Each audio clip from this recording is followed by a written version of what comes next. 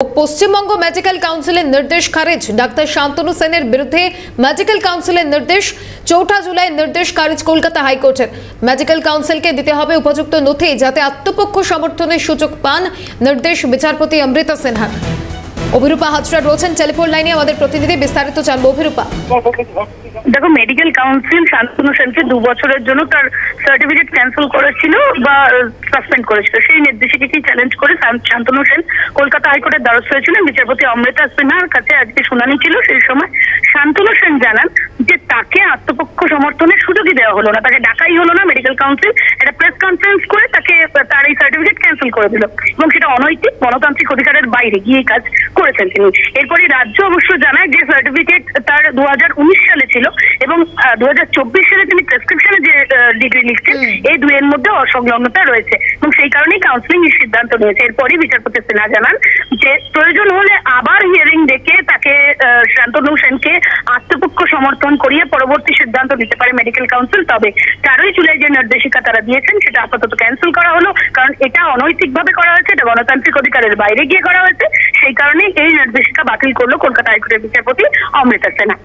তবে মেডিকেল কাউন্সিলকে যে উপযুক্ত নথি দেওয়ার কথা বলা হচ্ছে তার জন্য কি নির্ধারিত সময় বেঁধে দেওয়া হচ্ছে? অভিরূপা, মেডিকেল কাউন্সিলকে উপযুক্ত নথি দেওয়ার কথা বলা হচ্ছে, তার কারণ যদি কোনো হিয়ারিং ডাকে তাহলে সেই হিয়ারিং এ মেডিকেল কাউন্সিলকেও তার কি কারণে তিনি বাতিল করলেন সেটা জানাতে হবে। এবং একটু বিরত করবো তোমাকে। এই মুহূর্তে শান্তনু সেন রয়েছেন আমাদের সঙ্গে টেলিফোন লাইনে। শান্তনু বাবু, পশ্চিমবঙ্গ মেডিকেল কাউন্সিলের যে নির্দেশ, সেই নির্দেশ তো খারিজ, কি বলবেন, কিভাবে দেখছেন?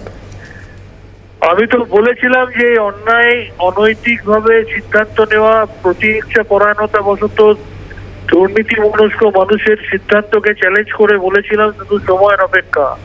3 তারিখে অন্যায় ভাবে আমাকে সাসপেন্ড করেছে। আমি এখনো অব্দি তার কোনো অফিসিয়াল কমিউনিকেশন পাইনি। 4 তারিখ বিকেল বেলা তারা আপলোড করেছে এবং তারপরে 4 তারিখ হচ্ছে শুক্রবার। বুঝতেই পারছেন শনিবার এবং রবিবার ছুটি থাকে আদালত, সুতরাং তারপরে তারা আমার শাস্তি ওয়েবসাইটে আপলোড করার পরবর্তী ওয়ার্কিং ডেতেই মহামান্য আদালতের কাছে তারা জোর একটা তামাশা খেলো এবং আরো একবার প্রমাণ হলো যে এই লোকগুলো যারা হেলম অফ দ্য অ্যাফেয়ার্সে বসে আছে, কত দুর্নীতিগ্রস্ত লোক, অনৈতিক কাজ করে করে ডাক্তারদেরকে ক্ষমতার অপব্যবহার করে চিকিৎসকদের ভয় দেখায়।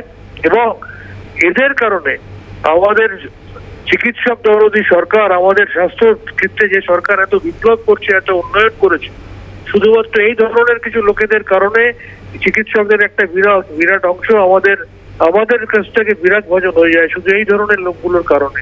এর আগে আইএমএ ইলেকশনকে অন্যায়ভাবে বাতিল করার চেষ্টা করেছিল, আদালতের মধ্যে দিয়ে যোগ্য জবাব দিয়েছি এবং আজকে আরেকবার জবাব দিলাম। আমি জানি না লজ্জা আছে কিনা, আমার তো মনে হয় উনি বোধহয় শারীরিক বা মানসিকভাবে সুস্থ নন। আমি ওনার দ্রুত আরোগ্য কামনা করি, তার কারণ ওনার জন্যই আমি 2001 সালে বিধানসভা নির্বাচনে ওনার পোলিং এজেন্ট হয়ে মার খেয়েছিলাম। আমি ওনার দ্রুত শারীরিক এবং মানসিক আরোগ্য কামনা করি।